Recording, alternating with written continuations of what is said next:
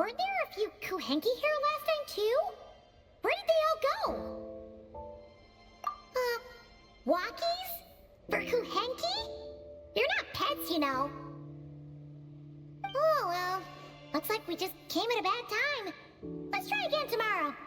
There's still a few days until Moon Prayer Night, so we're in no rush. Besides, she needs time to rest anyway.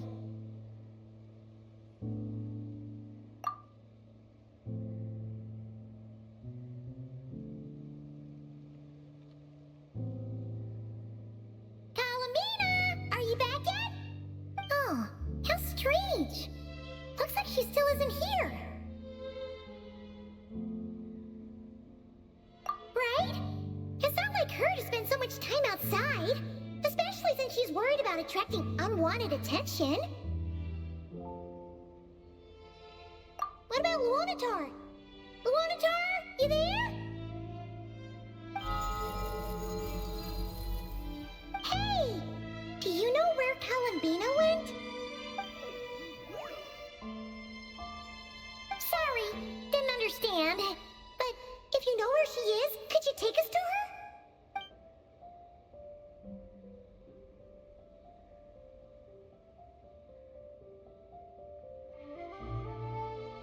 Yeah, that's even stranger.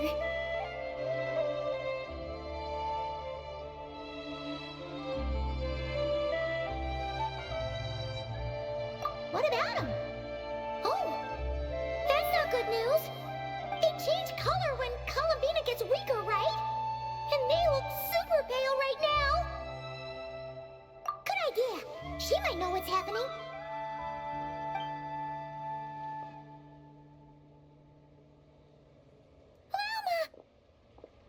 Ah, it's you.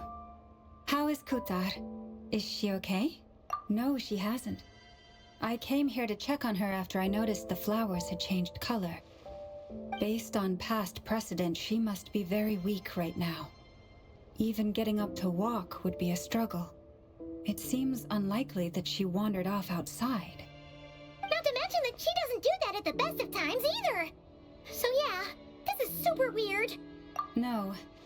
Very few people are in the know about Kutar's whereabouts. And if anyone suspicious had visited, they'd have left some sort of evidence. Come on, let's go to Nasha Town. If anyone has seen her, someone there will know about it. It's not Cry's information hub after all. Makes sense. Let's go!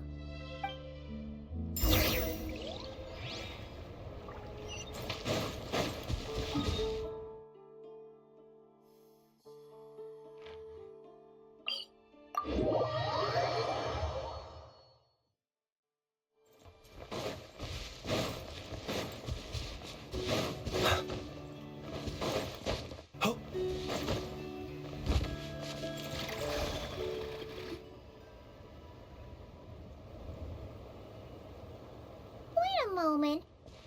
Is it just Paimon, or is this stall kind of suspicious? It's never been here before, right? No, I don't recognize it. Alas, your free and easy adventure time is over. Now, prepare to face the final boss of Nod Cry. Whoa! Where'd that voice come from? Not sure. But it's definitely hostile. No, not that way. The final boss is right here. The sniffer mole?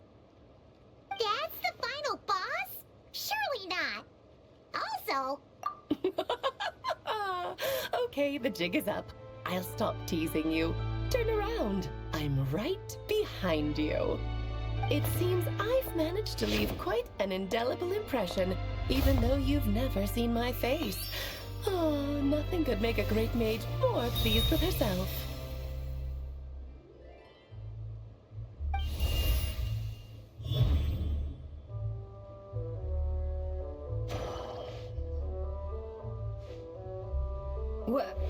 What is going on?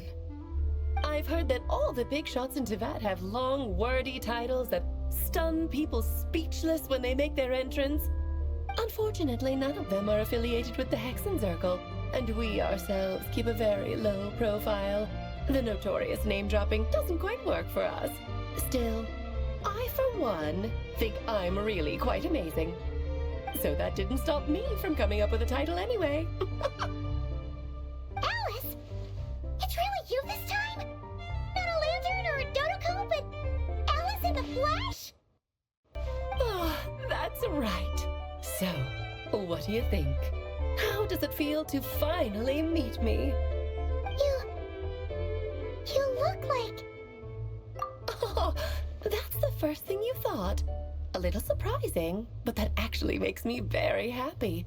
Because that means that when Klee grows up, she'll be just as stunningly beautiful as her mother. So she's a friend of yours? Kind of. This is actually the first time we've seen her in person. I see. Madam Mage, that was, quite a powerful entrance. I certainly won't be forgetting it anytime soon. It's okay, Lauma, don't force it. Paimon will do the honors.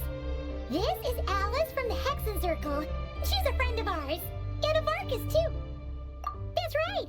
She's a good person, just kinda... unpredictable. Well, what is the human heart if not unpredictable? Hmm? If we could not do as we please, how would we differ from machines? I am Lauma, Moon Chanter of the Frost Moon Scions. It is a pleasure to meet you. Oh, I know. Before you got here, I spent a good, 15 minutes getting up to speed on Nodcry's present situation. In other words, I've read the whole in the last episode part, so we can skip the pleasantries. Fair enough. Well, Miss Alice, I can already tell that you have quite a unique personality. You'll get used to it. Paimon sure is. So anyway, what are you doing in Nodcry, Alice? Oh. Already. This time, I'm the final boss. And what a formidable foe I shall be. Powerful, confident, decisive, and good luck finding my weak spot. You will never succeed. Oh, drat. My one weakness, and you found it in an instant. Fate has been dealt a devastating blow. Thus falls the great Dodo King. Why are you playing along with this nonsense? For funsies, of course. What's wrong, Paimon? Are you disappointed in me? Am I a gigantic letdown? No, it's just... you seem like a busy lady. And this is the one time you've shown up in person. Paimon figured it would be for something more high stakes than just goofing around. You're quite right. I'm here in Nodcry because something big happened. Something big enough it caught the attention of the Hexen Circle. It concerns the 3 moons, Tevat's borders, and of course, the moon goddess you are currently searching for. Kind of. Why don't we discuss this over a pot of tea? My main reason for coming on this trip to Tevat was, of course, to have some fun. But I do technically have a job to do as well. Namely, maintaining the stability of Tevat's borders. I'll skip over the complicated parts, but to sum it up, abyssal energies are all that lie beyond Tevat's border. We'd find ourselves in a real pickle if they ever made it through. And the phantoms you've been seeing are a sign that the border has been disturbed. No wonder they tend to show up around Moon Prayer Night. Is it because the real moon is now so close to us that its power can cross the border? In part, but only a negligible amount passes through. Just enough to influence the verdant crests and so on. And as you've noticed, there has been an unprecedented number of phantoms appearing this year. The influence of the moon beyond the border cannot explain this. No, there is another far greater factor at play. The trilunar syzygy. A trilunar syzygy. Eons ago, before the heavenly principles came to Tevat, it was the then 3 moon goddesses who controlled the laws of this world. Oh, that's exactly it! The 3 goddesses split these powers amongst themselves, promising never to consolidate them into one singular body. This was meant to keep the world stable. But fast forwarding to the present, the eternal moon's marrow is with you, while the iridescent moon's marrow, which should never have appeared in this world, has been retrieved. Add that to the presence of a moon goddess in the flesh and... the power of all three moons is gathered here in Notcry. There hasn't been an event like this since the War of Funerary Flame. And it's having a noticeable effect on Tevat's borders. Because I wish to give my darling daughter a peaceful, sunny environment to grow up in. Is that a good enough reason? Kinda sounds like you're dodging the question, but it does make sense. Well, that's one reason anyway, and the most important one. The others are a little complicated to explain. For instance, cleaning up after dearest Miss R. Albedo can tell you more about that if you're curious, but right now, I have a more important question to ask you. Why are you collecting the moon marrows? I see. Nicole told me about that legend once. Nicole?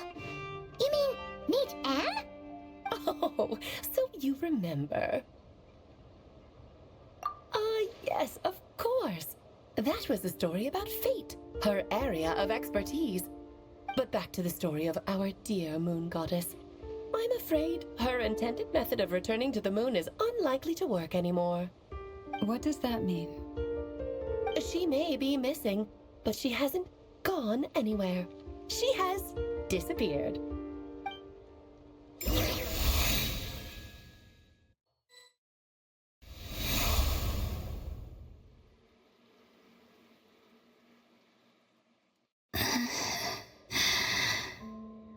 My body is so heavy. Wait, no. It's my mind that's heavy. My arms and legs are as light as a feather. What's happening to me? I feel drowsy, like I've been asleep for too long. Is it daytime or nighttime? Is the moon out? I think I'll go for a walk.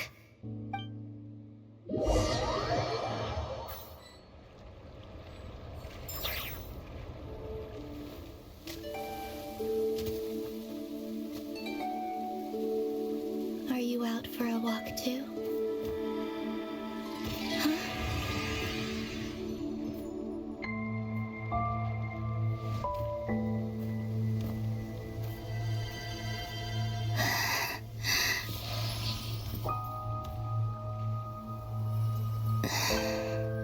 The day has come at last.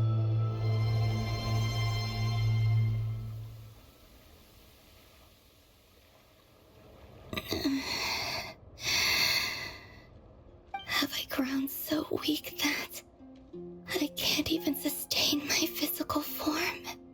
But Moon Prayer Night is nearly here. I was so close to returning home. Death is near. Is this how it ends for me? Will I return to the moon after I disappear? I don't want it to end like this. So far, at least, I still exist. Even if not physically, I can still feel, but as my power wanes, I'm sure that too will fade. I suppose I might take one final look at this world. The world where I was born.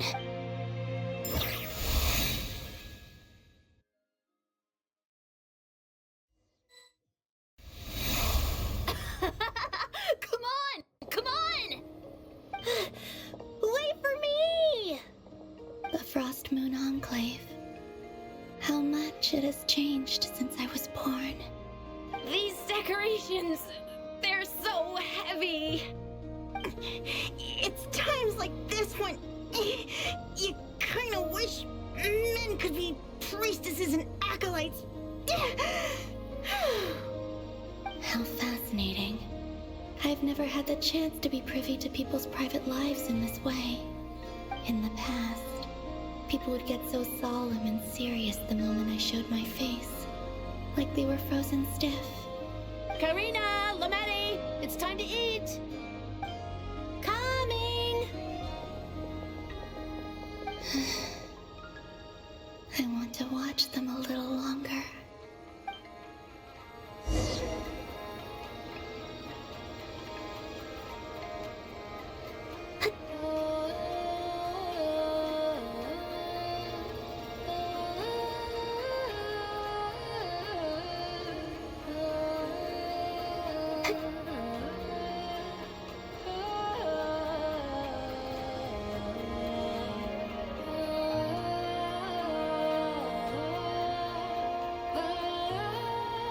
I'm sure you're both tired from playing all day. Come on, eat up. A plain, humble meal. That has always been the way of the Frostmoon Scions. Huh? How come Lametti got a midsummer berry dessert? I always get Lockaberry. I don't mind sharing. You can have a bite of mine if I get to have a bite of yours. They're sharing food? I've never shared food with anyone before. Even at the Harbinger tea parties, everyone just ate off their own plate. And when I couldn't finish my food offerings from the Frostmoon Scions, they'd leave the leftovers out under the moonlight for the animals to claim. Hey! That was 2 bites! Oh, then you can have another bite of mine. Oh, you too. Oh, don't fret now. Here, have some of Granny's too. So this is what it means to be family.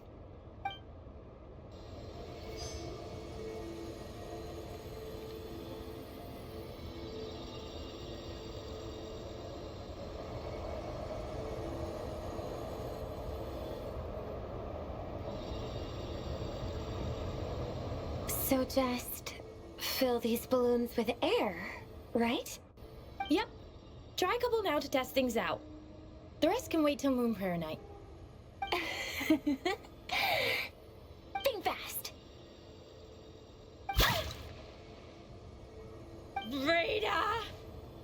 Teasing an acolyte of the Frostmoon Scions? Surely that's a punishable offense.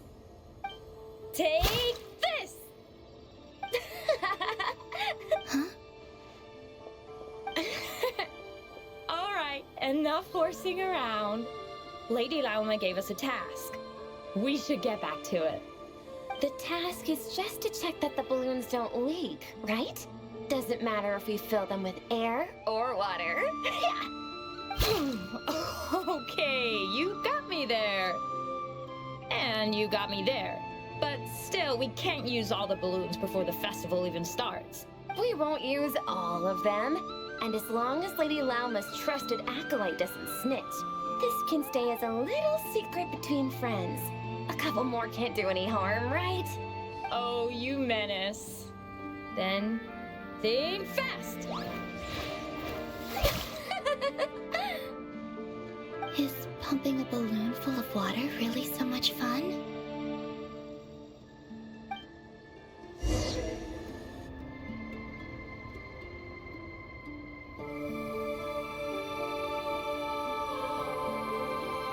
I'm seeing so much that I'd never usually get to see. They'd never act like this when I was around. It's nice, being able to just watch people in peace in these final moments. What a rare opportunity. I think I'll go take a look around Nasha Town, too. Maybe the Traveler will be there.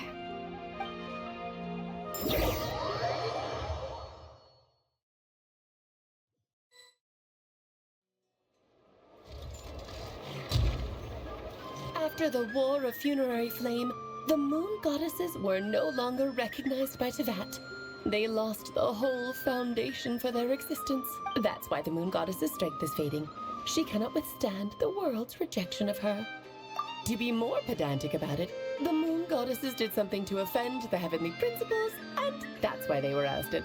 Something of a recurring theme in Teyvat's history.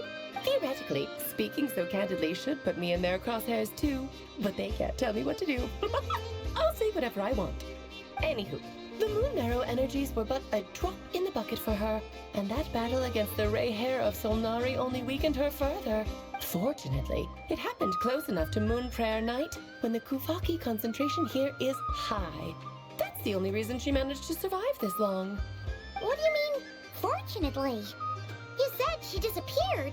We're too late. Oh, what a headache. I thought this was all common knowledge. I guess I have some more explaining to do. Okay, buckle up. It's time for another lecture.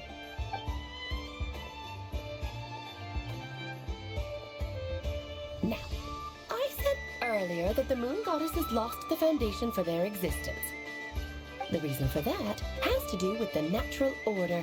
Basically, the rationale for their existence in Teyvat was lost. The same logic applies to the present Moon Goddess too. Consider her existence so far.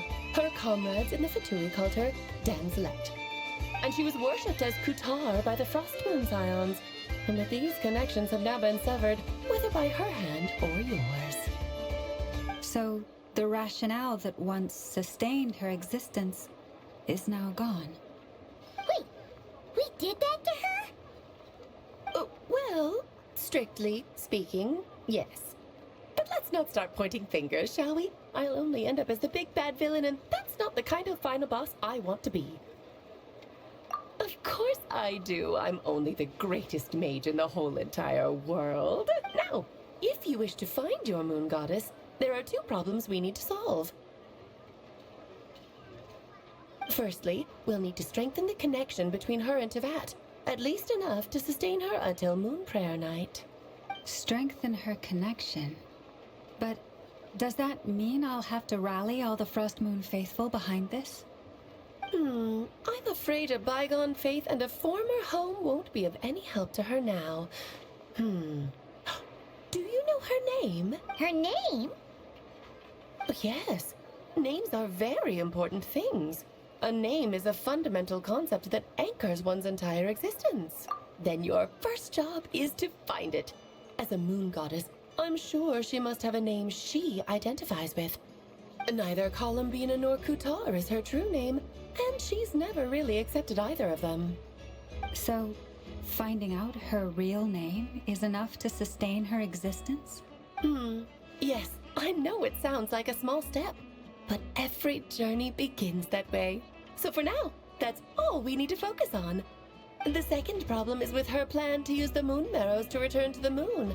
Unfortunately, piercing through the false sky will take an enormous amount of power. Given her current condition, she won't be able to provide anywhere near enough power, even if she recovers her physical form.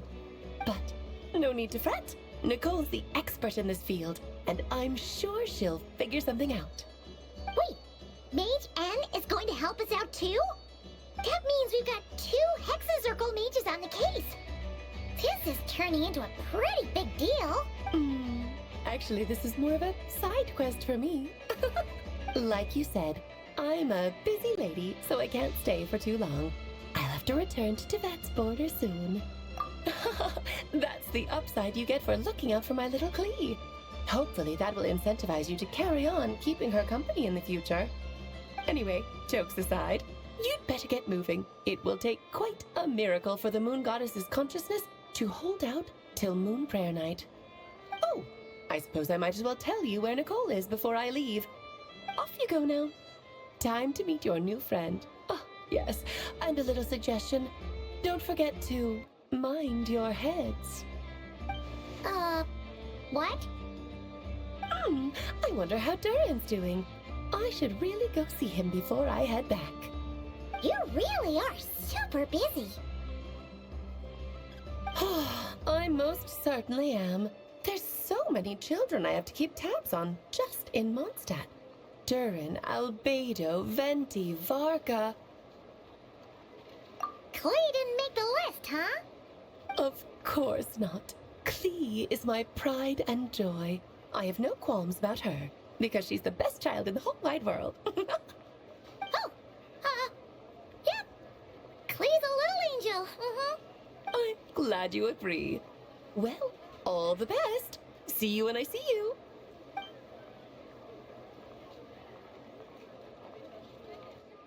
She left in a hurry. Yeah, she didn't pack up her stall. Should we handle it for her? I must say, I'm now very curious about her daughter. Klee, wasn't it? What's she like?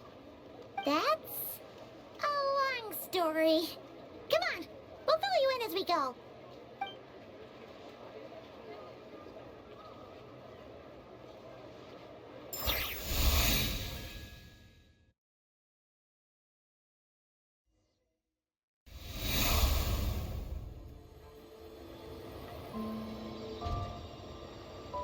What a lively place. I've never experienced Nasha Town like this before. Hey, you old geezer! Your hammer's rusted through! Who are you calling old geezer? Are they quarreling? I'm looking right at him! You've really gone downhill since giving your daughter free reign in the workshop. Can you even swing a hammer anymore? It shouldn't take you days just to fix a single chair. You might as well use that hammer to massage my back for all the good it's doing. Don't run your mouth, or you'll get a back massage that'll put you in bed for the rest of your life. Look, the materials haven't arrived yet, all right? You know how busy it gets in the days before Moon Prayer Night. I'll bet you send all the materials to your little princess. Blood's always thicker than water, huh? All right, you've made your point, Uncle Koski. As soon as the materials arrive, fixing your chair will be the #1 priority. And Dad, if you've got time to chat, why don't you lend me a hand, See? Lolka knows what the score is. I guess they're friends. But then again, it wouldn't be the first time I've seen something like this. Columbina! Sing outside my door in the middle of the night one more time, and I'll unscrew your vocal cords. You hear me? Oh, Zandrone. So that was her way of trying to be friends with me. What a pity. I won't get the chance to say any ugly things in reply.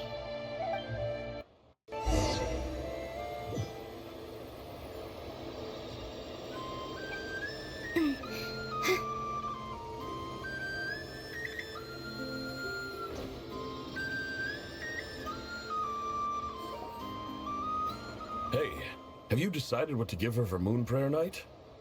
I sure have. She's gonna get the surprise of her life when she's least expecting it. Then I'll whip out the ring and pop the question. The surprise of her life. What a fun turn of phrase. Cool, I get the picture. You can spare me the gushy details. Ooh, looks like we have a customer. Hello there, ma'am. Would you like some Moon Prayer Night candy? Huh? Is he talking to me? Can he see me? Here you go.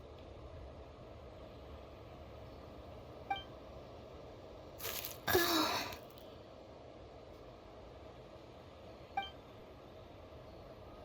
Come back anytime. Right. Now, where were we? I don't know why, but I still held out hope.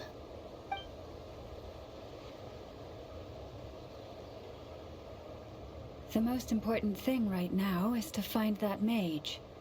This name thing seems super important too, but where do we even start looking? I'd better go pay the Fatui a visit.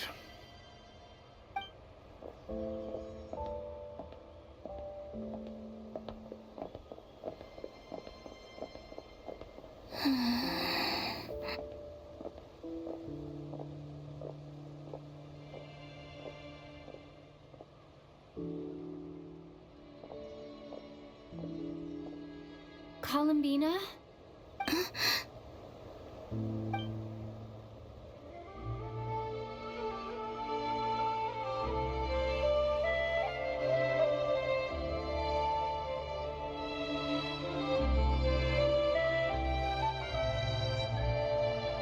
traveler. Let's go! This is no time to be spacing out!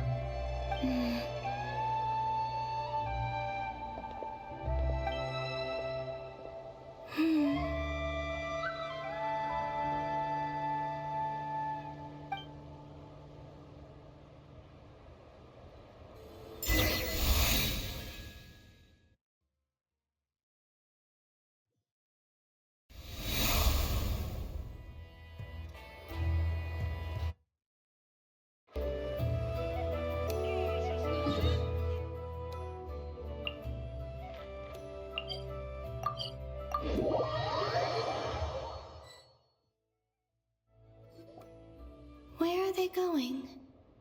They mentioned a mage and... a name? So, Mr. Varka, are you acquainted with this Nicole? Or should I call her Mage N? Not really. We've never met, though she has come up in conversation. From what I've gathered, Alice kinda took Nicole under her wing. Taught her how to speak in a more ladylike fashion, that kind of thing. Huh. Hard to imagine Alice as an etiquette coach. Yeah, Alice is a larger-than-life personality, I'll give you that. But then again, that's why she's able to draw such an eclectic mix of people into her inner circle. If I remember correctly, being an interesting person is actually one of her main entry requirements. So, if you ever wanted to join the Hexen Circle, I'm sure you'd both be eligible to apply. Hey! Don't go around making promises on Alice's behalf! I wouldn't dare. I'm just trying to paint a picture of the Hexen Circle for you. Okay, sure. Anyway, since none of us have ever met Nicole, how are we supposed to find her? We can't just go up to every woman in sight and ask, hey, are you Nicole?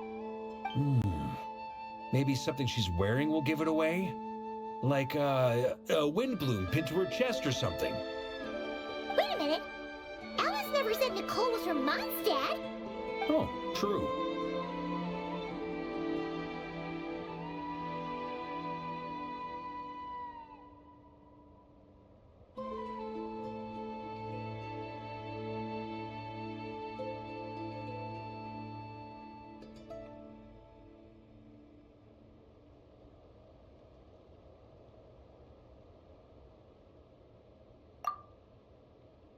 That would be... this young lady, then?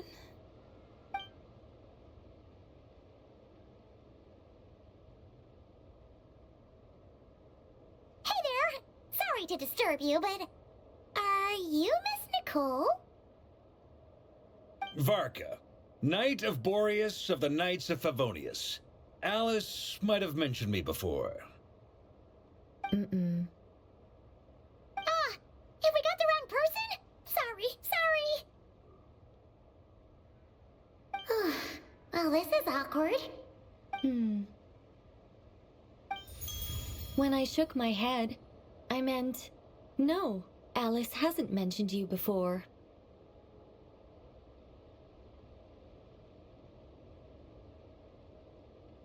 Huh? Where is this voice coming from? My apologies. For certain reasons, I am unable to speak. This is the only way I can communicate with you. It might take some getting used to, but I hope you can understand. Hey, it's fine. I'm more shocked by the fact that Alice never speaks about me. I mean, As for you two, we have crossed paths twice before, but it is nonetheless a pleasure to finally meet you. It's really you! Thanks for all your guidance in the past! You're quite welcome. This time, things are different. We have reached the unwritten pages of the story. You might say that we stand at the crossroads of fate.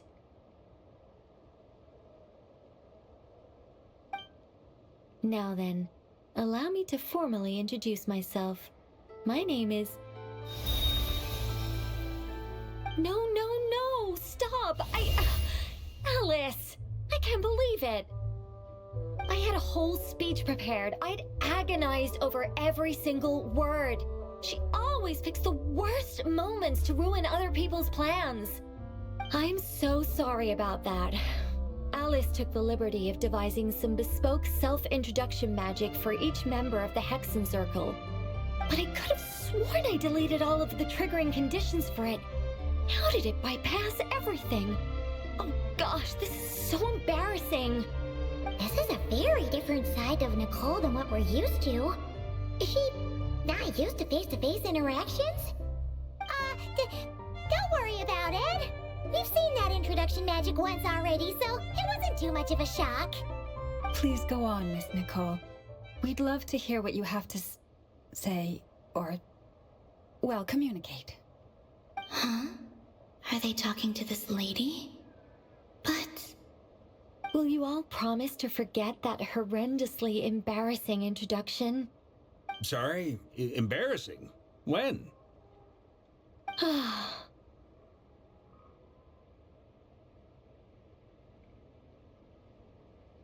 Yes, my name is Nicole, and I am one of a very few angels who have retained both their preferred form and their power. The Traveler and Paimon should be no strangers to this concept. There is another of our kind in Natlan. They call her the Lord of the Night. Alright! Paimon remembers her!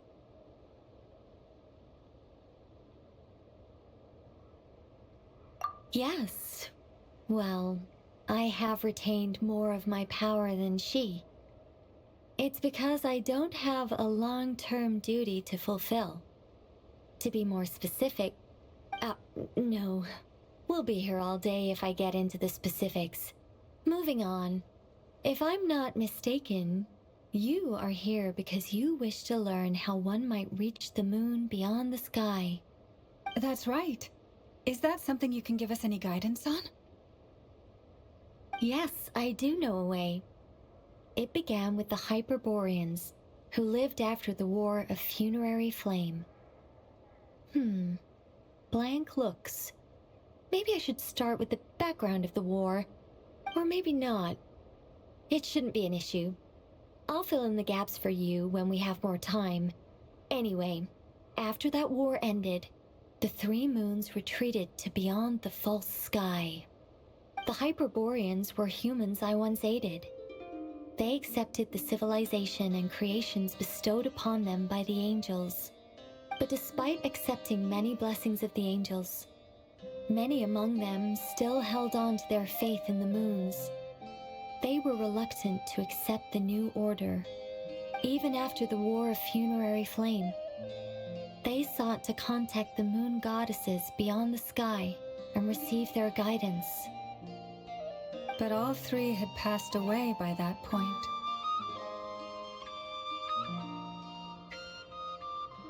This mage has a unique method of communicating. Is she talking about the moons? Yes, but they did not know. And so, still they prayed for the moon goddess's mercy. After building titanic structures that consumed vast amounts of Kuvaki, at last they glimpsed the moons and heard their voices. But of course, they were gravely disappointed. For it was then that they realized the three moon goddesses were dead. Oh, that's such a sad story. It is. Humanity was in a very sorry state at that time. The angels who had once aided them were gone, and the War of Funerary Flames had left them homeless and destitute. Just a second, I gotta ask. How relevant is all this history to the task at hand? Well, I mean, it's... Okay, it seems we've drifted into irrelevant narrative waters.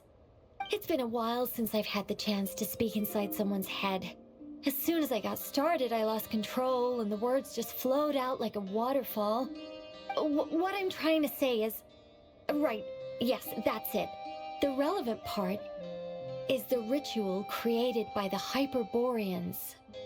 The fact that they bypassed the false sky and saw the true moons implies that they successfully built a connection between Tivat and the outside world. Which means With enough Kuvaki and a sufficiently stable connection, it should be feasible to send one person over the border. Okay, so they built some kind of portal? Oh, yes. A portal. Yes. Is something wrong? You sound disappointed. I just didn't expect you to summarize it so well. It turns out I could have said all that in one word, if only I'd managed to think of it. No, please, it's fine. This is invaluable knowledge. I'll be sure to record and preserve everything in writing. Oh, really? Well, in that case, I suppose I could backtrack and add some more detail. I did gloss over a few things so far. Whoa, whoa, whoa, time out. Let's summarize what we've got first. The Hyperboreans were the last ones to use this method, right? So we somehow need to find whatever structure they built and make sure there's enough Kuvaki to power it up. Luckily, we have the moon marrow of both the eternal and iridescent moons, so we're all good for Kuvaki. Which means the key issue we need to focus on is finding the place. Am I right so far? Yes. Although I expect the structure is long gone by now. That said, what if we could take advantage of the phantoms to travel back to a time when it still existed? Well, travel back isn't quite accurate. It's more like we'd be creating a handshake between 2 points in space-time. We wouldn't even have to pick a time when it still existed. It could just be a time when it still appeared in phantom form via projection, or we could project our own phantoms, fold them together, and... You look lost. Was that too hard to follow? Yeah, things got a little, technical there. Paimon's brain is reaching capacity. All right. Let me think about how to put this more simply. Okay, got it. Over the next few days, I'll search for phantoms that we can use. Once I find one that meets the criteria, I'll let you know and we'll regroup. By completing certain rituals, specific individuals will be able to enter the phantom and make it to the Hyperborean structure. If everything checks out and it looks feasible, we'll just need to wait for Moon Prayer Night, and we can send the Moon Goddess back home. I'm really skimping on the detail here. Is this making any sense at all? I think so. For now, we'll just wait to hear from you. Yes. Basically, yes. Great. Counting on you. In the meantime, we'll focus on finding the Moon Goddess's name. My name? Are they looking for a way to stop me from disappearing? Excuse me, Miss... Go on, Miss Nicole. This conversation was a little all over the place. I didn't catch your name. I am Lauma, of the Frost Moon Scions. Ah, I did wonder. I noticed that you listened very intently when I spoke about Hyperborea and the moon's history. If you'd be interested, I'd love to visit you this evening and go through it again in greater detail. Also, if you were serious about making a record, it would be too risky to simply write down the raw details as is. I would suggest some tweaks. Maybe rewrite the stories as fairy tales or fables, perhaps even prayers. Anyway, we can cross that bridge when we come to it. So, see you later then? Oh, and no need to prepare anything. Just a cup of tea will do. See ya! She seems friendly. It's just... It's so nice to find someone who's actually willing to listen. I've been dying for a chance to finally go through all this systematically from start to finish. Any longer and I'd probably start forgetting it. Now Paimon gets why Alice told us to mind our heads. What did I tell you? A lot of quirky people in Alice's orbit. Now then, the next order of business is... where do we start looking for the moon goddess's name? Maybe the rest of what Nicole has to say might give us some clues. Once I've heard her out, I'll summarize the salient points and share them with you all. I'm also inclined to review our other documents. Yes, our faith was first established by our Hyperborean ancestors, but many of the more factually accurate records are from after Kutar's birth. Sounds like we're gonna follow Columbina's journey through Duvat, huh? In that case, we'll start by heading to the Frostmoon Enclave.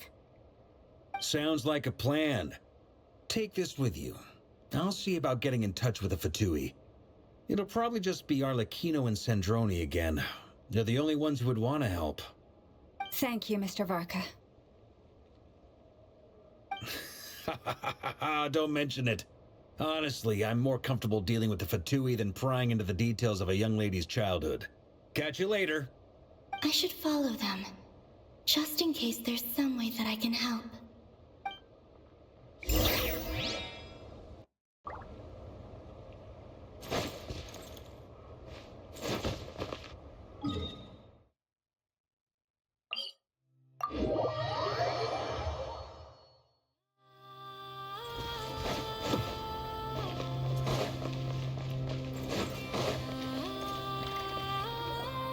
A while ago, I took the time to organize all documents in our possession that pertain to Kutar.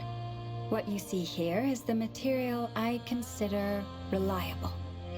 You're saying there's unreliable material too? Yes. Most of the information we have was transmitted through an oral tradition. Inevitably, some of her stories were mythologized and deified over the years through countless retellings. That's why I organized them into reliable and unreliable. There's no sense seeking answers in history unless we can ensure the veracity of the historical record. Makes sense. All right, let's take a look through.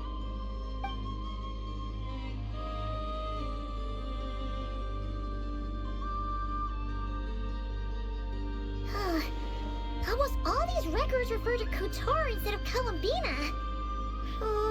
Although neither of those is her real name. I'm not sure what point she's trying to make. What we can gather from these records is that the Frost Moons her as a god, placing impossible expectations upon her. I cannot fault them for their earnest faith, but for all their devotion, worshipping her day in, day out changed nothing. I imagine that none of it resonated with Columbina. It wouldn't surprise me if, even back then, she had already begun to reject the name Kutar and everything it represented. Lama speaks the truth. When I heard them call upon Kutar with hope and expectation in their voices, they may as well have been calling upon somebody else. Well, that's a bit complicated. I looked at the level of detail, perceived authenticity, prose style, and how realistic their portrayal of Kutar seemed to be. Amongst the Frostmoon scions of today, only I know of her existence, and I alone have spoken to her face to face. As such, I know that there are certain things she simply would never do. That being said, I have sensed some changes in her lately. Changes? Me? Seems like this is getting us nowhere. For what it's worth, why don't we check the unreliable sources too? Sure. Give me a moment.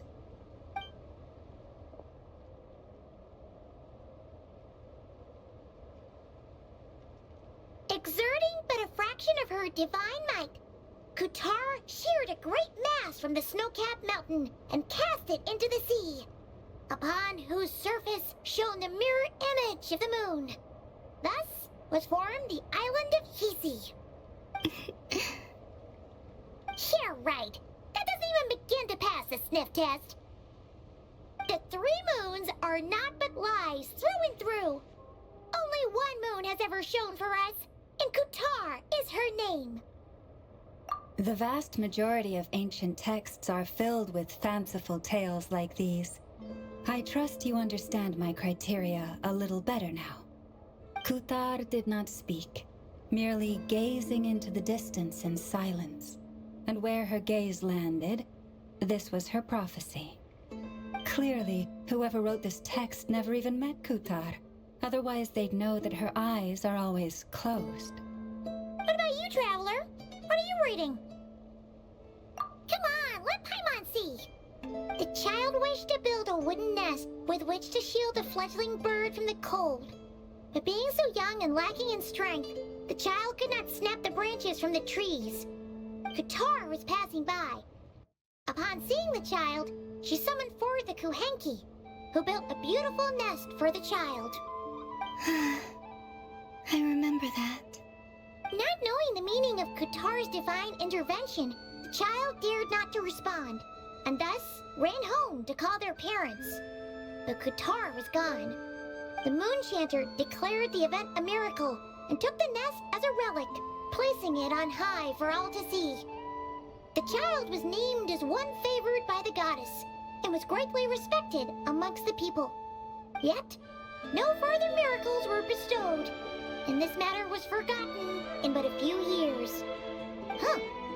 Any thoughts after reading that? Yeah. Columbina probably just wanted to join the kid in making nests. Ah. I'd originally considered this a fabrication, because Kutar did not perform any similar actions in subsequent records. But now that I think about it, it does seem like something Columbina would do. It's just that... She didn't know how other people would interpret her actions. She was probably worried about making things difficult for people. And so, she gradually stopped joining in. Yes. Oh, that's so sad.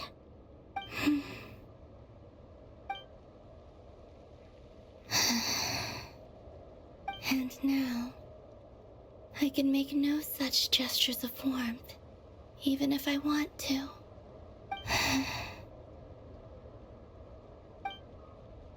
Still no name. That's a bit of a shame. But we did learn some interesting stories. That's gotta count for something.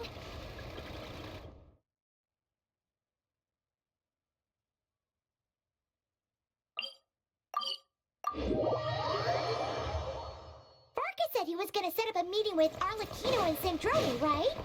Let's go back to Naja Town and see how... Let's see... There's Barca! Oh, and it's Durin and Albedo, too! Yeah, this is pretty much the same place we bumped into each other last time. I convinced them to stick around a little longer. We were all waiting on people, so I figured having a little company would help pass the time. Ah, so you've been waiting for us? Does this mean that you've already arranged things with the Fatui? Sure does. Now you're back, we can go meet up with them together. How'd your investigation of the Frost Moon Enclave go? Well, we didn't find out Columbina's true name. But apart from that, it went pretty well. Aha, just as well that I didn't tag along then. I'm sure our moon goddess wouldn't want every man and his dog knowing all about her private life. Still, desperate times, desperate measures, I guess. Someone had to do it. So, Barca was waiting on us, but what about you two? Are you waiting for Alice? Oh, no. We already met with her. We discussed that experiment I mentioned to you last time. Oh, and she also handed me this communication device. That's right. I understand she informed you about the relationship between the Phantom phenomena and Tevat's borders, yes? She wants me to help her with some more experiments on that front. She said that she'll contact me through this device with more information. Ah, I see. Following instructions and making observations. Pretty common research method. Takes me right back to Albedo's lab. Wait, then who exactly are you meeting? Someone you know. Albedo's met him too. But I don't think Miss Lauma or the Grand Master have been introduced. Introductions are overrated. especially in cases like this. It's you! So, it's not like the academia has prohibitions against going abroad. Also, I applied for leave. I've been writing to Hat Guy since obtaining a human form. I've already brought him up to speed on everything that's been going on in Notcry. Hat Guy? Turns out, I actually have heard that name before. Oh? Then why did you react the same way I did? I only knew the name, not the fella. But since we're all here, let's do some introductions for what it's worth.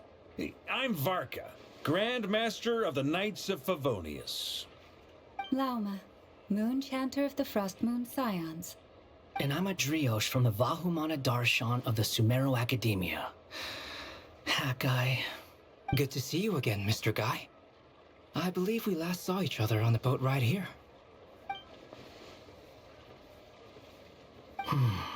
Mind you, the only reason I came here is because there's someone I want to look into. Who's that? The Doctor, also known as Dottore, second of the Fatui Harbingers. From the tone of your voice, it sounds like there's bad blood between you. I was reviewing our archives and noticed that a lot of information about him was missing. Left a bad taste in my mouth. That's all there is to it. Dottore, or Zondique, as he was then known, once studied at the Academia, but he got kicked out before he could graduate. So the Harbinger's #2 man is a college dropout? How embarrassing for them. Last we heard, he was planning something. We actually heard that a few times before, even coming to Notcry, but we haven't seen a trace of him since we got here.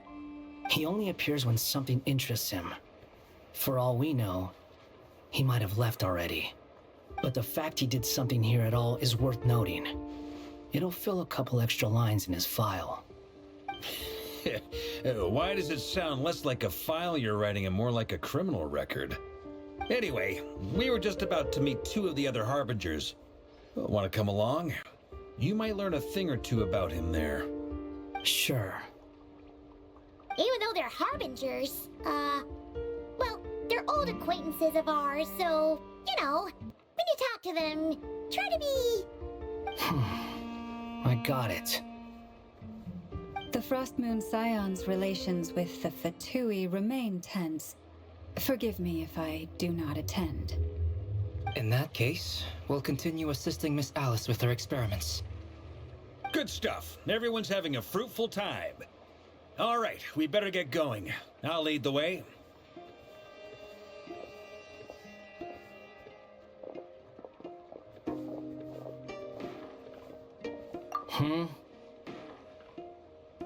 Well, yeah, that's obviously part of it. But I'm not the only one who has a score to settle with him.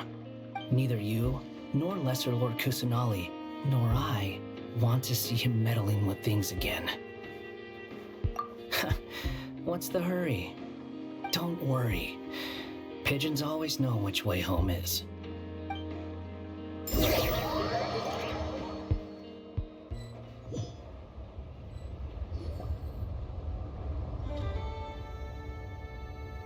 You made it. Who is this? A scholar from Sumeru. They call him Hat Guy. He's an old friend of the Travelers. Wait, this is the Academia representative you wrote about? He doesn't exactly look the part. I believe this will prove my identity. You'll notice it bears the seal of the Sanctuary of Surasthana. Well, what do you know? So it does. All right then. My mistake. It's fine. I expected as much. What?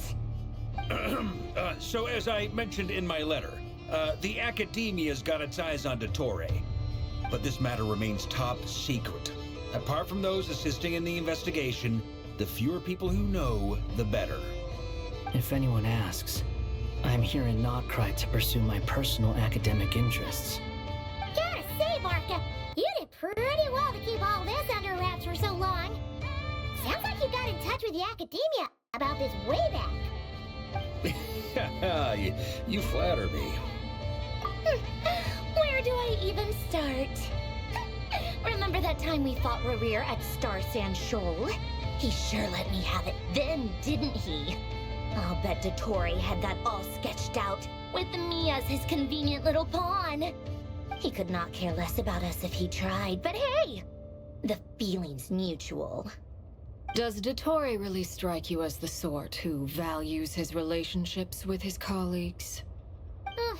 Fair point. Definitely not. Which is why I always keep my guard up whenever he starts making suspicious moves. To that extent, our motivations align. On top of which, I consider you trustworthy people. Now, back on topic. In the wake of the Reikir of Solnari episode, Sandrone and I grew suspicious about Dottore's complete inaction during the entire affair. So we tried to find out what he'd been up to, but unfortunately to no avail. He never lets anyone in on his plans. The more he cares about something, the more secretive he gets. Indeed. Perhaps he believes that by keeping a low profile, he can avoid trouble. But that trick isn't going to work on his colleagues. Yeah, I mean, he's been researching the ancient moon's remnants.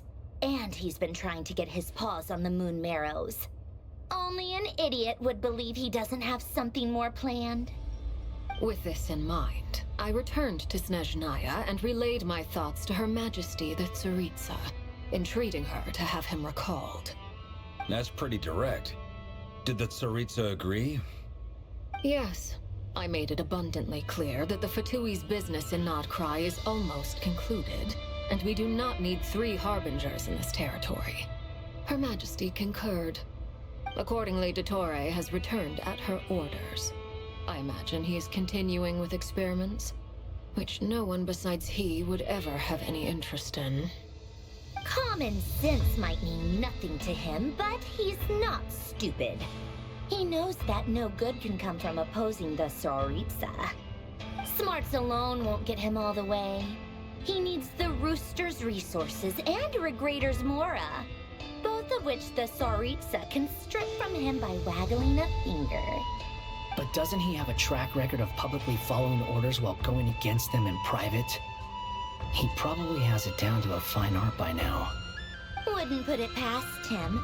We worked together on a research project once. Only briefly, but it was enough to show me that we're fundamentally different people. He has no interest in doing things methodically, stage by stage. His thoughts jump all over the place, and the moment his curiosity is satisfied, or he gets the results he wants, he disappears. The only similarity we share is that, once we set our minds on doing something, we will see it done, whatever it takes. Well, we definitely saw some of that in your battle with Rerir. You got so competitive. Ugh, do not remind me. Then I believe we all concur. Dottore will not simply give up. Fantastic. Now this is turning into a whole day of unpleasant memories. Ugh. Are you talking about the moon marrow stuff? He also strikes me as the kind of person to disregard experimental regulations, ruin all the equipment, and go way over budget. Then leave the first person he can find to deal with the fallout. Exactly! This one time, he was running some high-temperature experiment and the substance exploded. But does he care? No! He orders his subordinates to open the device so he can observe the results, which causes the gas inside to leak out. That gas was poisonous! If I hadn't been there, who knows how many people might have died. And after all that, he left, while I was still cleaning up after his mess.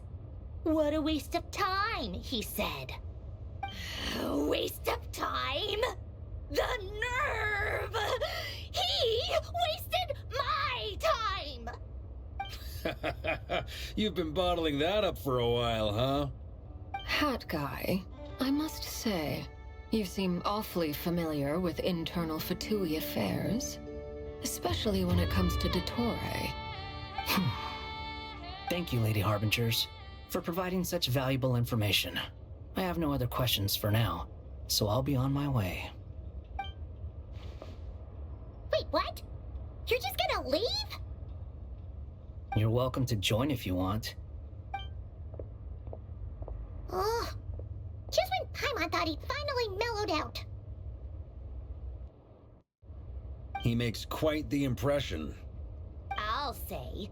I've met tons of headstrong people, but not many of them would join me in bad-mouthing Dottore.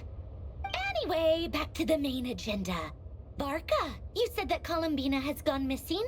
Or rather, disappeared. Yeah. We're working on building a connection between her and this world. The simplest method is to find out her real name. I've actually asked her that question before, but she said she didn't know. Considering our relationship, I doubt she was lying to me. As far as I recall, she was never dispatched by Her Majesty to claim a gnosis or anything like that. The Tsaritsa's plans had long contained a place specifically for her. I always thought that was weird. What could she do that the rest of us couldn't? Knowing what we do now, it's probably something related to Kavaki, right? More than likely. When she first arrived, Columbina would often go to Her Majesty and ask when she could start the task assigned to her. But Her Majesty always gave the same reply. The time has not yet come. So she spent her days in Snezhnaya doing basically nothing. The Tsaritsa has summoned a beautiful blind maiden to be a harbinger, giving her the third seat by virtue only of her enchanting voice. It was a dumb and stupid rumor, but the reality of the situation made it hard to refute. And what happened after that? I imagine she stopped caring. She no longer seemed to care why she had been recruited, and Her Majesty never gave her any missions, so she just continued to sing in the flower garden. For my part, I was busy. So busy, in fact, that watching someone be that idol had me fuming.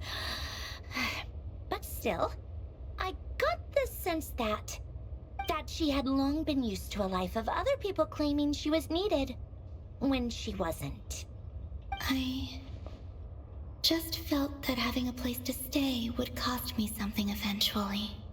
And so I waited quietly for the day that I would have to pay the price. And on the other end of that spectrum, you had me. Someone once told me that I had the lousiest work and the toughest luck. That's a good way of putting it. I forget who said it, but those words have always stuck with me.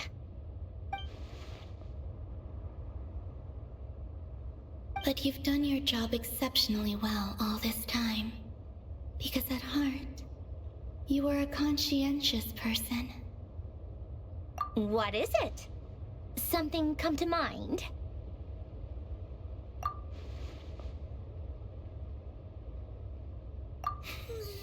That makes sense. Nothing screams you are needed like your name shouted from across the town. Well, good luck with it. But if you ask me, Columbina is still the most shoutable name. I'm just so used to it now. After all the arguments we've had, I can't be bothered trying to remember another name for her. Nor I. Sandrone. Harlequino.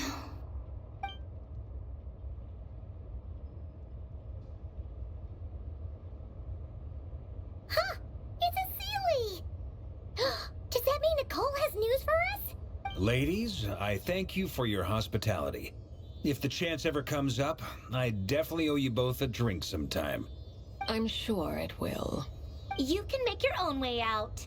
Heck, you've been here enough times, you probably know your way around better than I do. Okay, time to do what adventurers do best. Follow that Sealy!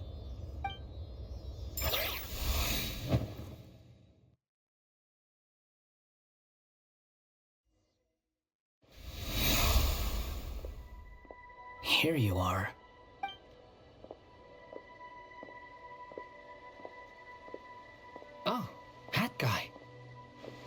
How come you're back so soon? Did things go all right with the Fatui? Fine. Dottore been summoned home by the Tsaritsa. Couldn't get much more than that. How about you? Any progress with the investigation? Unfortunately not. We've tried everything. Different phantoms, different locations, different points in history. But the results were the same each time. Abyssal monsters roaming the land. People crying out in despair, with no hope of being rescued. Every time I see it, I can't help but think, is this what it was like in Mondstadt when Dragonspine Durin attacked? And if I fail in the task I've been given, will I create yet another tragedy? That's just meaningless speculation. When we encountered similar phenomena previously, I tried to interfere with those illusions, using sounds and lights to guide them. However, we could not change their fates. At most, we were able to extend their existences. The events of the past are like fate that has been written into Irminsul. There isn't a living thing in Teyvat that can escape its past. But Miss Alice instructed us to try to find ways to change the outcome that these phantoms face. It's an impossible task. Can't you just refuse? Since she asked us to do this, I feel like it can't truly be impossible. Or if it is, well, mages can make the impossible possible. I could not have been born as Durin otherwise. But you also said that your past 39 attempts were fruitless. That's true. But you're still going. Yes. After this many futile attempts, surely you realize that you're not doing this because you still believe what some mage told you. It's because you want her hypothesis to come true. It's something you wish for deep inside. So, think for yourself about what you want to do. As long as you don't believe it's futile, it isn't. Yeah. Previous experience indicates that we cannot touch the phantoms, which limits the effectiveness of our interventions. If we want to clear this hurdle, we need to break this rule somehow. Same thought here. Following the same rules means repeating the same failures. Reducing ourselves to mere playthings of fate. So you mean we need to figure out a way to make contact with them despite knowing that we can't? Yes, and I suspect that's something only you are capable of. Everything in Teyvat is logged in Irminsul, but the withering that once occurred in Sumeru was a sign that the Great World Tree was being corrupted. This corruption allowed things that should not have existed in Teyvat to appear. This is tantamount to rewriting reality to an extent. You're saying abyssal power might be able to affect those phantoms? No one's ever tried it before. If you're gonna try it, it'll take courage. And you have to be confident that you can control it. Is anyone there? Has anyone seen my daughter? She's missing. I have to find her. I hear someone inside. Spargana? Are you in there? If I can use my abyssal powers to warn him that there is danger here, maybe it'll change his decision. Maybe he'll stay away. Yes. The important thing is not the nature of the power, but rather how you use it. To intimidate and obstruct. Sounds about right for the Abyss. Well, let me try. I should be able to influence that thing. Have you seen a little girl? What? This isn't the time for that! Just run!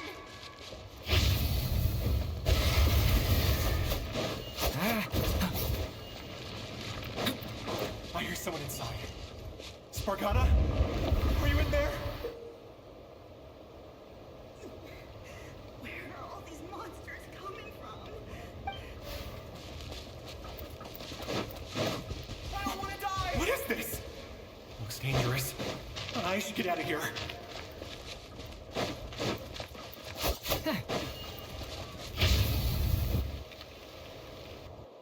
He really left.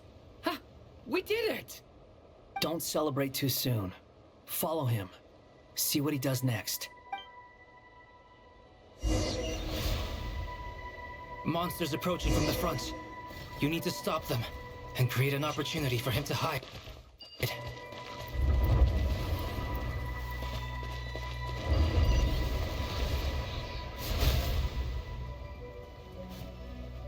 Help me!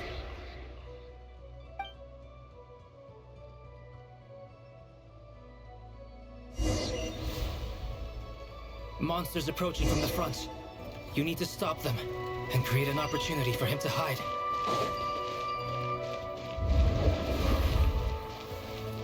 No! There's monsters ahead!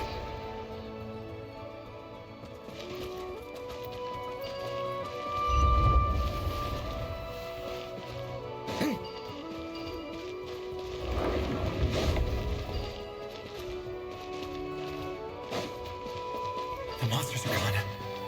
Is it safe now?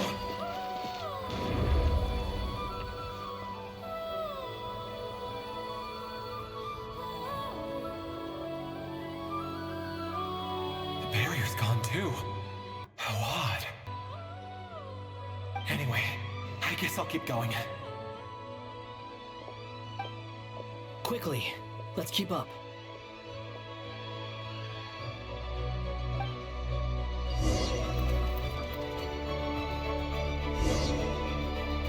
Wait, there was someone else here? Don't go any further. We've got anti-monster traps laid out everywhere.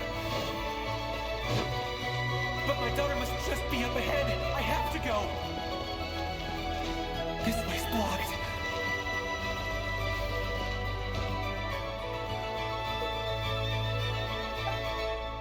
We might be able to use the explosives over there.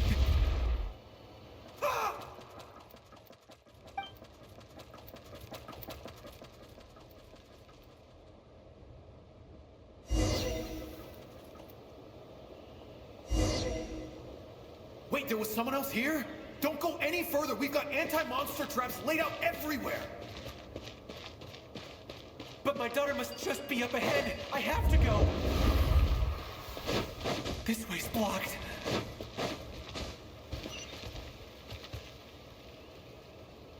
We might be able to use the explosives over there, but we need to take care not to hurt him. I'll use the barrier to keep him at a safe distance.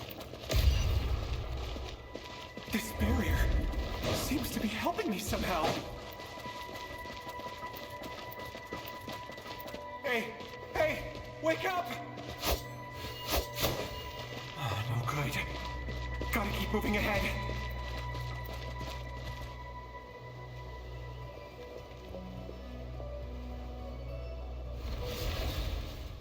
So many monsters! There's still a chance, Durin. Use the traps.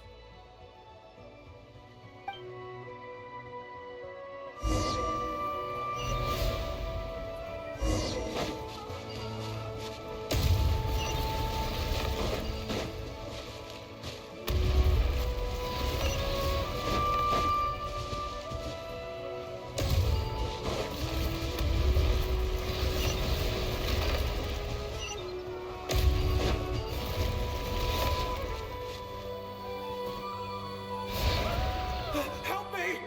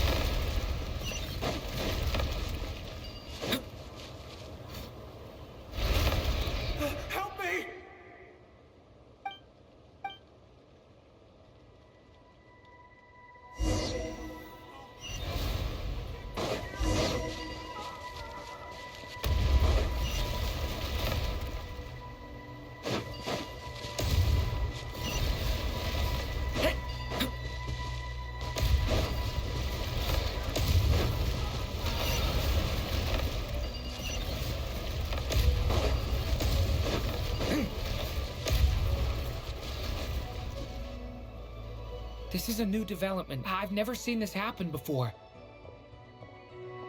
We might just be able to save this person.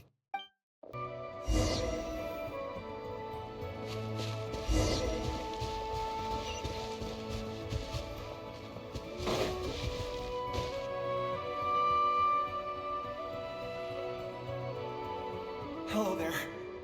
Have you seen my daughter? Spargana's her name. Get out while you still can, you fool. You won't find it. But I can't just leave her here. She must be... Sorry. Wish I could help, but I haven't seen her. Okay, thank you. If I do find her, I'll get her to shelter and come back for you. Don't bother. I've got nowhere left to go. What's that noise? Monster! No, if he goes inside, he'll be walking into a trap. Let's try this once more. This time, we have to stop him.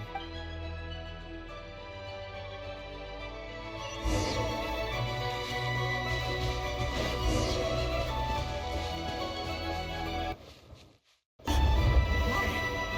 How will I know where Spargana's gone like this? You know what? I'll trust this strange barrier. It's gotten me this far after all.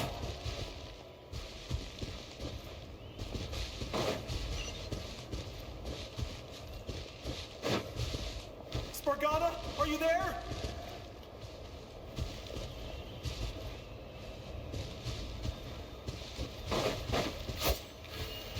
Hey! What? Hey! Let us out!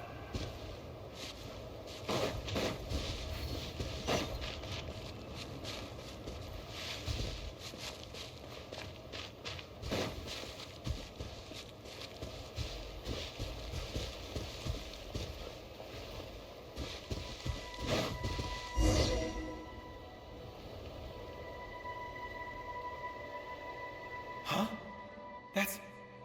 That looks like one of my daughter's books. Thank you. Yes, it's one of hers for sure. That's her name on it right there. She left her backpack here. Durin, just like last time. Use the explosives.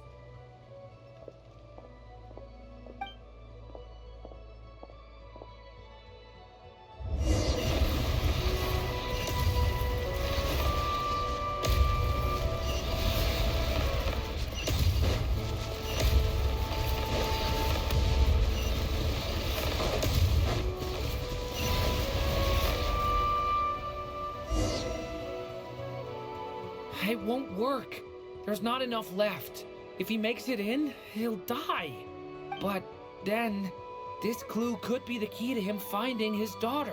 It might not be the only one. Better he misses that clue than loses his life. I guess so.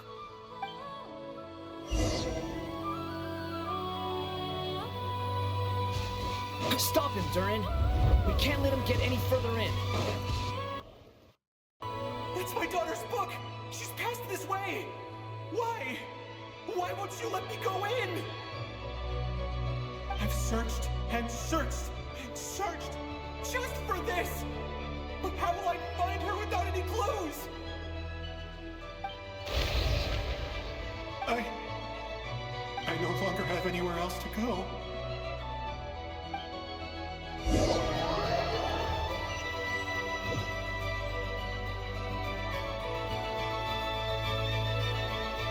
I'm sorry. I'm so sorry. He refuses to go anywhere else. Whether he opens this door or not, all that awaits him now is death. We couldn't change his fate. Albedo? Hat Guy? Let's try one more time. I don't know how we're gonna do this, but I don't want to give up either.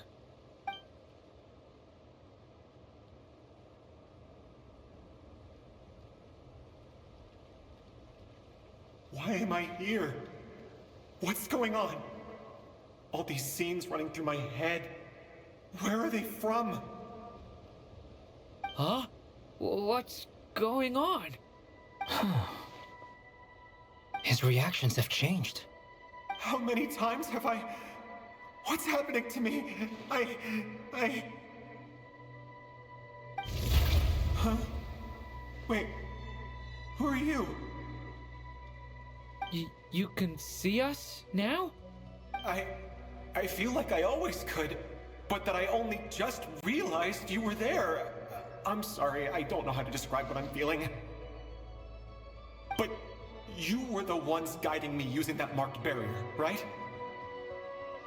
I haven't done anything yet, but those monsters, those deaths, they feel like memories. Like things I really did experience. I won't find my daughter. In fact, I'll ultimately die trying to find her. Isn't that right? Well, no, it isn't. Yes, it is. Even so, we're trying to find a way out of this. You've not seen my daughter either, have you? It seems she really isn't here.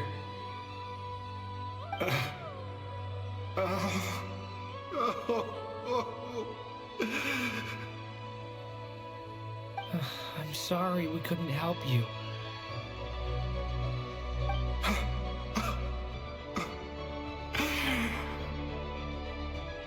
I'm just tired. Maybe this is destiny.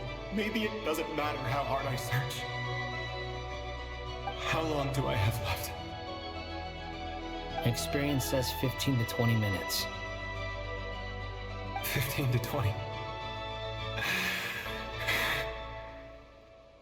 Thank you for all your help. Let's rest a while.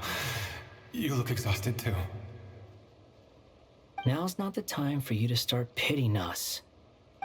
It's not pity. I'm just realizing that I've only got 10 or so minutes left. You know?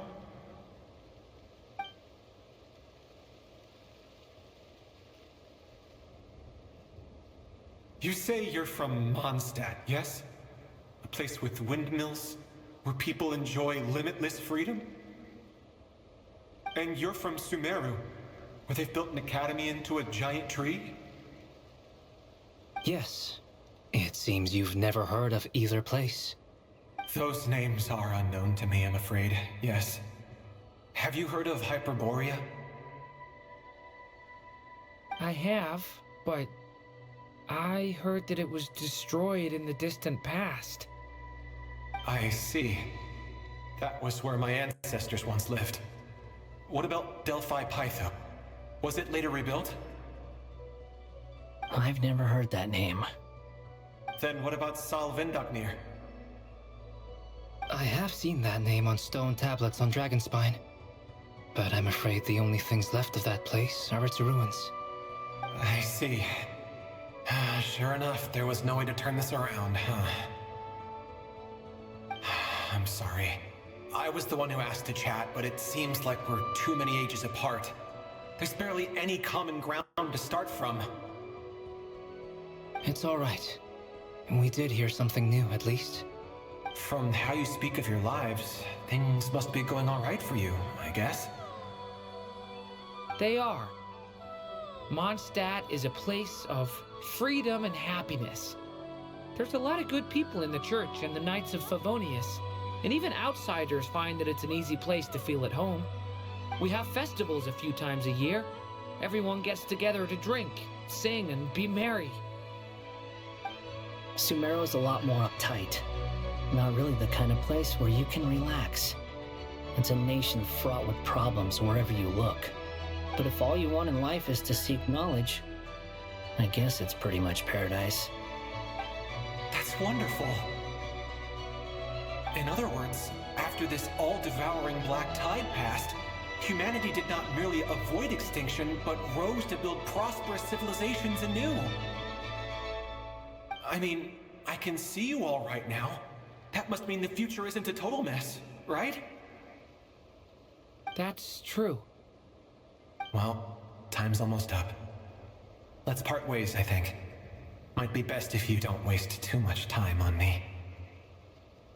The chances are slim, I know, but I'd like to spend these last few minutes looking for Spargana. If things work out, I'd love to tell her about what I've heard. May we meet again. Well, or not, most probably. In that case, may your wishes come true.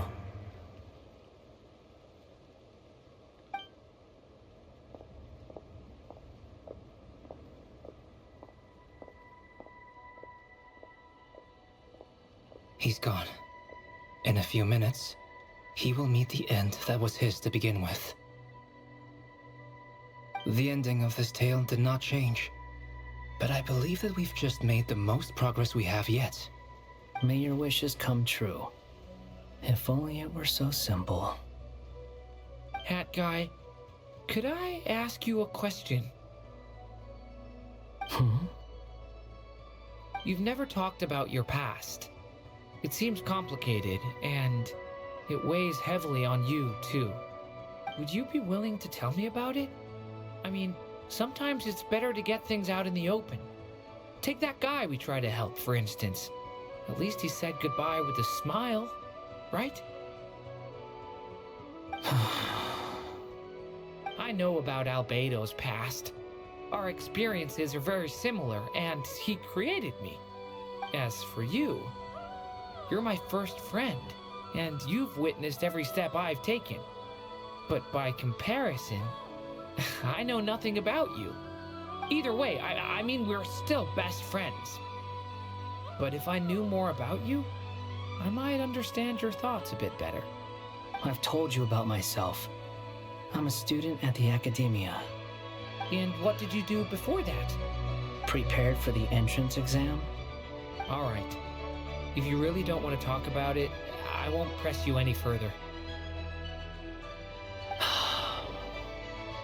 I was a puppet built from the branches of a white tree, using technology left behind by the Conrian schools of mechanical engineering. A white tree? You mean an Irminsul tree? Yes, a branch of Irminsul that was once connected to the main tree. So you had a human creator too? Yeah, but my creator abandoned me after deciding that I was a failure. After that,